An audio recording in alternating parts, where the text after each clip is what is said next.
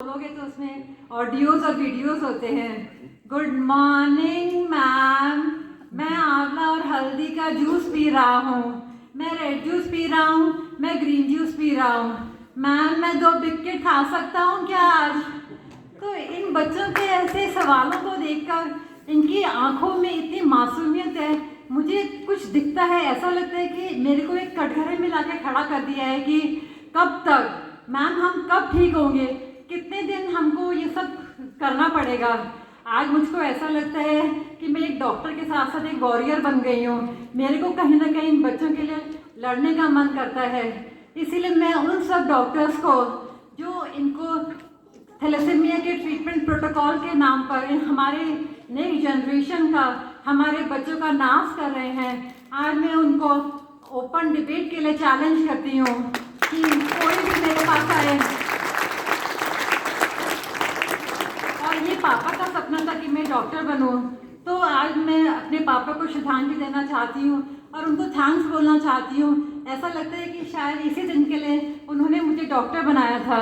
और उसके बाद थोड़ा सा मैं अपनी एजुकेशन क्वालिफिकेशंस बताऊंगी, क्योंकि जो डॉक्टर्स मेरे से डिबेट करने आएंगे उनको पता लग जाए कि वो किस मधुमक्खी के छत्ते में हाथ डालने जा रहे हैं और इसकी इस लड़की के रगों में किसका खून दौड़ता है।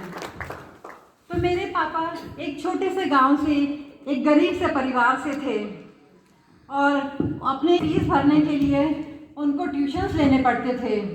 मगर ज़िंदगी में एक चील के माफिक इतनी ऊंची उड़ान भरी है और जंगल के माफिक दहाड़ते हुए जीवन व्यतीत किया उन्होंने, और बहुत जल्दी ही वो टॉप एंटरप्रेन्योर बन गए और इसीलिए उन्हें प्रेसिडेंट से सेल्फ मेड मैन का अवार्ड मिला।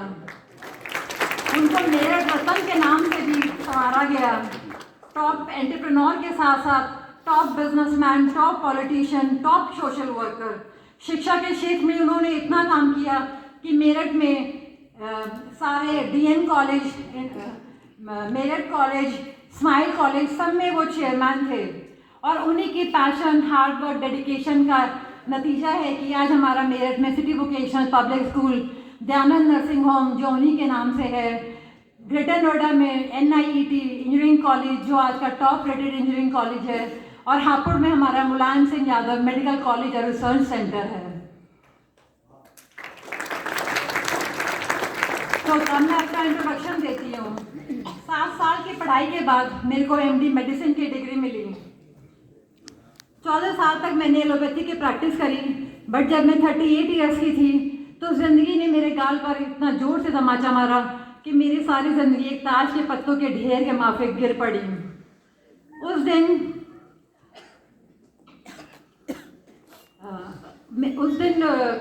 मैं अपनी एक फेरी वर्ल्ड से एक असली दुनिया में आ गई थी, और उस समय मुझे कुछ समझ नहीं आ रहा था, सिर्फ एक भगवान का रास्ता ही दिखाई दिया। और वहाँ जाकर जब मैंने मेडिटेशन करी, उस दिन मैंने अपने अंदर किसी डिवाइन पावर को टच किया। बस मुझे ज़िंदगी जीने का दोबारा से लक्ष्य मिल गया और मैंने दोबारा से पढ़ाई शुरू कर दी उस पावर की खोज करने के लिए। इस बार मैंने एंशिएंट साइंसेस पढ़ी। I did diploma in palmistry, astrology, tarot card reading, neuro linguistic programming, past life regression. I did my masters in theta energy healing. उसके बाद मैंने एंशिएंट सिविलाइजेशंस को स्टडी किया, Hopi civilization, Mayan culture, ancient Indo American, और मैंने उसके बाद last मैंने नेचुरोपैथी और एक योगा का भी डिप्लोमा कोर्स किया। और कुछ सालों तक it was just Namita and my books, me and my books. और जिन ऑथर्स ने मेरे को इन्फ्लुएंस किया वो थे ब्रूस लिप्टन, जॉय डिस्पेंसर और ग्रेग ब्रेडन। इन सब से ये मैंने सिर्फ उन्हीं ऑथर्स को स्टडी करा जो लोग स्पिरिचुअलिटी को और साइंस को कंबाइन करते थे और बताते थे कि इसका हमारी बॉडी पर क्या इफेक्ट आता है। तो कोरोना आ चुका था, डॉक्टर BRC के वीडियोस मीडिया में छाए हुए थे, और कोरोना में मैंने अपना 50th बर्थडे सेलिब्रेट किया। तो अब मेरे पास कितने साल का एक्सपीरियंस था, 7 years + 14 years of allopathy and 12 years of my spiritual sciences. और मेरा दिमाग ब्लास्ट होने लगा था नॉलेज से। मेरे को ऐसा लगता था कि मेरे को अपने शरीर की कोई चाबी मिल गई है। मगर मुझे पूरा यकीन था कि जब डांस करने के लिए आप तैयार होते हो तो God has his own plans और वो आपके लिए एक स्टेज भेजता है। तो मेरे लिए स्टेज आया डॉक्टर BRC सर का, और मैंने उनके लिए काम करना शुरू कर दिया, क्योंकि कहीं ना कहीं उनकी सोच और मेरी सोच काफ़ी मिलती जुलती थी। तो जब मैंने डॉक्टर BRC सर के यहाँ काम करना शुरू करा तो एक इनका खून का रिश्ता प्रोग्राम लॉन्च हुआ।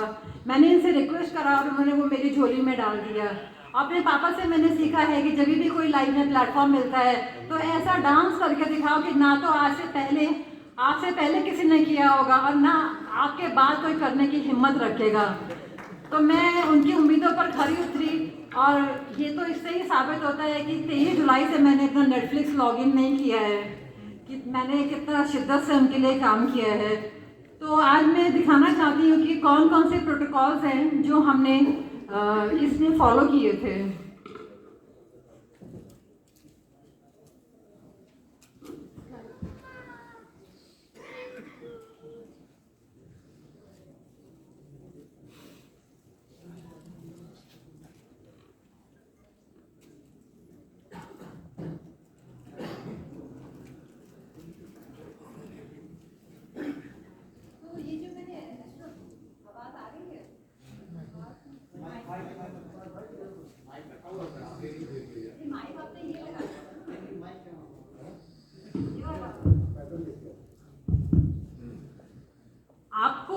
आपको ये समझना पड़ेगा कि ये जिंदगी में एक वीडियो गेम में, धरती पर एक वीडियो गेम चल रहा है और आप मारियो हैं, इसके कैरेक्टर है।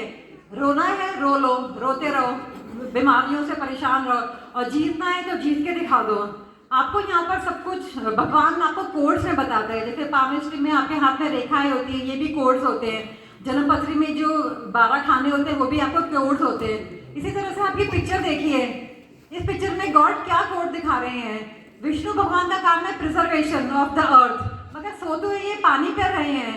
अगर आप इस फोटो को डिकोड करेंगे तो आप अच्छी तरह समझ जाएंगे कि this planet is water planet and we are water beings. बच्चे सी